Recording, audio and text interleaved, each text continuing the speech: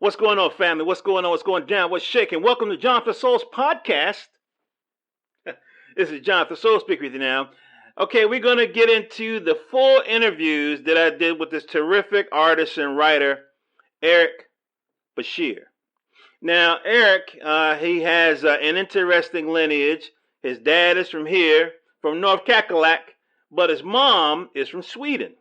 And so what he did as a gift to his mom, and he goes into the interview, he went over to Sweden to kind of investigate.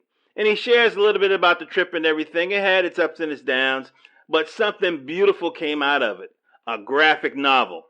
All right, let's check out the interview I did with Eric Basir. You can find his work over at blackrhinoillustration.blogspot.com and Badin Secret, okay, Badin secret.com. That's where his graphic novel is going to be posted. All right, let's listen. Yes, sir. Well, you know, my father is an African American man from North Carolina, and my mother is a third generation Swedish American. Mm-hmm. I had this opportunity to go to Sweden as a guest on a television show where they bring in Americans of Swedish descent to reunite them with lost relatives, lost cousins in Sweden.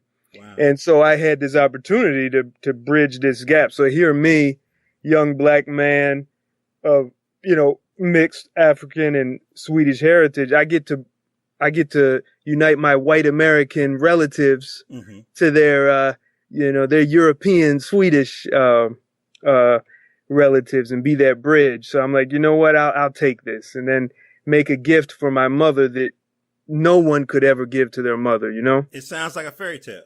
Exactly. Yep. And I went there all hyped up and,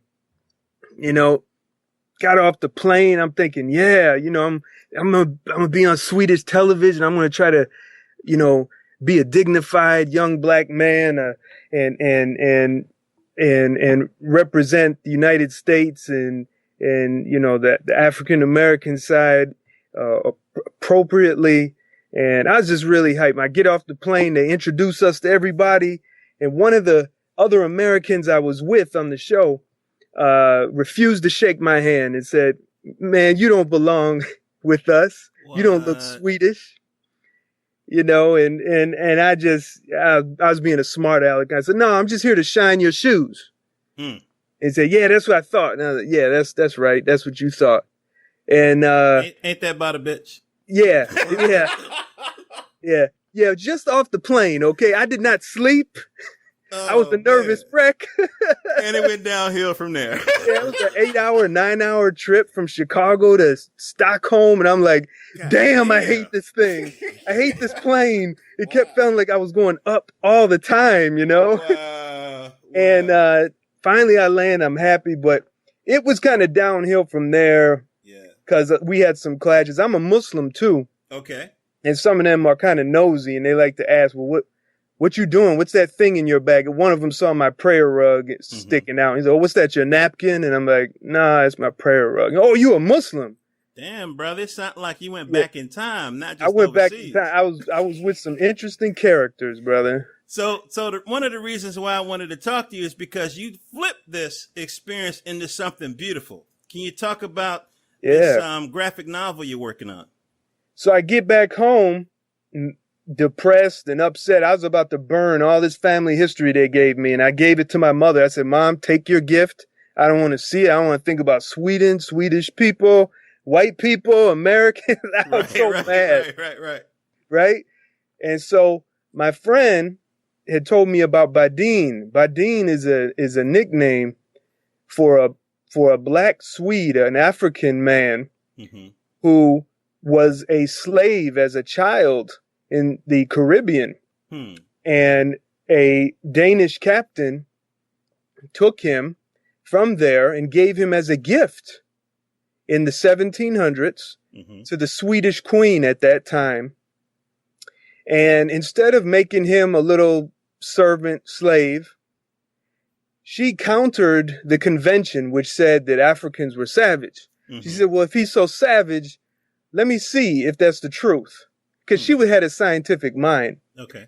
And she gave him the same education as her own children, adopted him as her own, and he grew up to be a very wealthy and highly intelligent and talented man in Sweden. Wow. And so here I said, well, wait a minute. Here's this dark-skinned black man. Now I can pass generally. Mm-hmm. They might say, oh, you a Puerto Rican, maybe they'll say that to me, right. Or you're an Arab.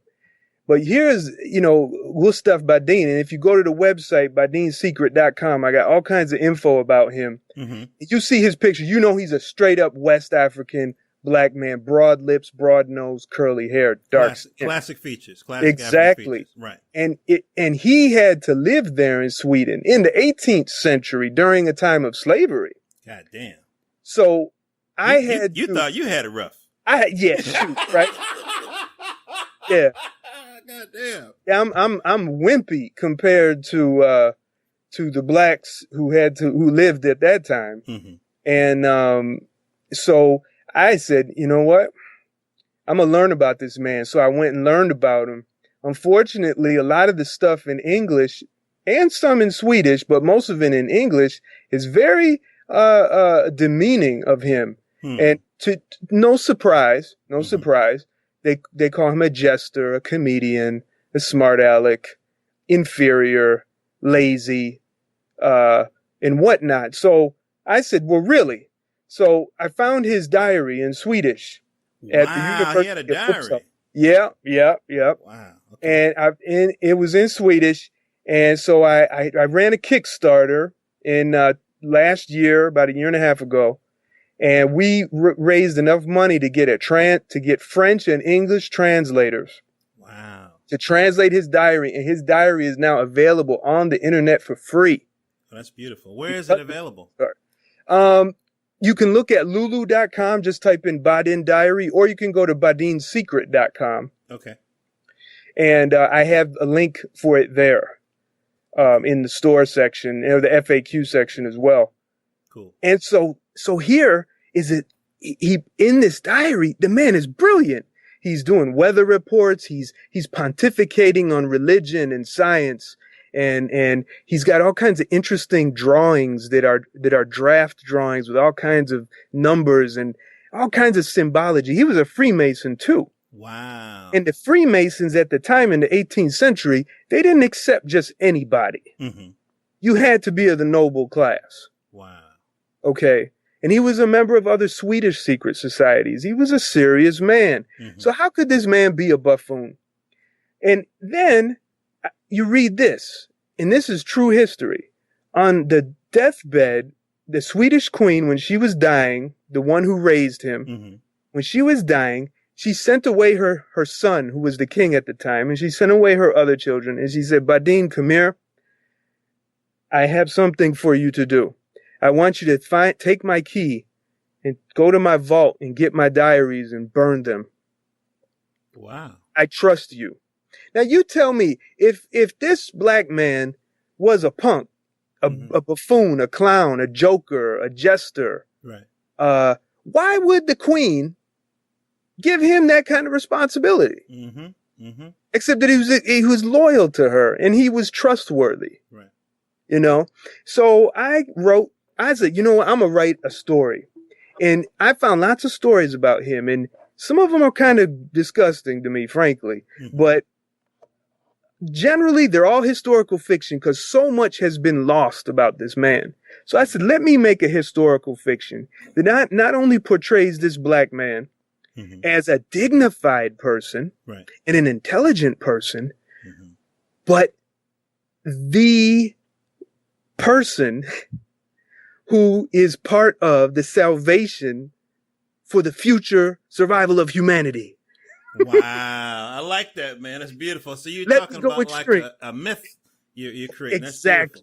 Mythic status. Mm-hmm. Mythic status, And not only that, but then when I was in Sweden, I really, one place I did not get to go when I was there was in the north. Okay. Where the indigenous people are. They're known as the Sami people. I was very fascinated with them. These are not Swedish people. They don't speak they do speak Swedish, but that's because they were colonized and forced to speak it. Okay. But I learned about them, and you know what? I said, I'm not only am I going to have a black man, a black child, be the hero of the story in Sweden, but I'm going to couple it with the indigenous people of Sweden. Wow, that is beautiful, man. I like that. I like that. And the indigenous people of Sweden to this day get shrifted because their history is kind of, just talks about, oh, they're here and they heard reindeer and blah, blah, blah. But they don't talk about the ethnic cleansing that went on, the genocidal acts towards them. Wow, never even knew about that. Oh, yeah, they're in the north for a reason. Before Europeans came in there, these people were in the south of Sweden. So I tie all that in. That's cool. And when you read the mini sagas, which are available now, which I did share with you and you started reading, I bought one this afternoon. Yeah. Thank you, brother. Thank you. I talk about the root of Sweden, and the root is the indigenous people, and they deserve the credit. And the foreigners that come to these countries deserve the credit, just like in the United States. The native people deserve credit. The foreigners that come here, including the Europeans, who were the first foreigners, deserve some credit. But these Mexicans that come here, they deserve credit. They don't need to be slandered. Exactly. So anyways, I don't say all that in the graphic novel, but it's the symbolism. Hey, family, this is going to do it for this episode of Jonathan Soul Interviews. I hope you guys learned something. I know you did if you were listening to Eric Basir, the talented photographer, photo retoucher, businessman, writer, and graphic novelist of the upcoming novel, Badin and the Secret of Salmi. Okay, if you guys remember in the interview, he talked about how the native people of Sweden, I think it's Sami people, Saami, they are the original people. And so he's taken this real people. He's taken Badin, who's also a real character, and he's creating this kind of work of historic fiction in this graphic novel as a medium. So definitely support the brother. Go over to blackrhinoillustration.blogspot.com. You can find his mini sagas up there. I bought all 3. They kind of are prep leading up to this large piece that he's working on for Badin. You can also go to Badin's Secret, and you can see the countdown there, and you can see when the book is going to be coming out in May of 2017. I hope you guys support these people. I do. I don't ask you to do anything I'm not doing. If we all pull our resources together, support each other, there will be no poverty. There will be no unemployment. And there will be freedom and dignity for everybody. You know what I mean? The way to make it in America, which is a capitalist fascist system, is to have capital. And if we pull our capital together, we can do it. This comic book shit, this is our opportunity to do something, powerful with our economics.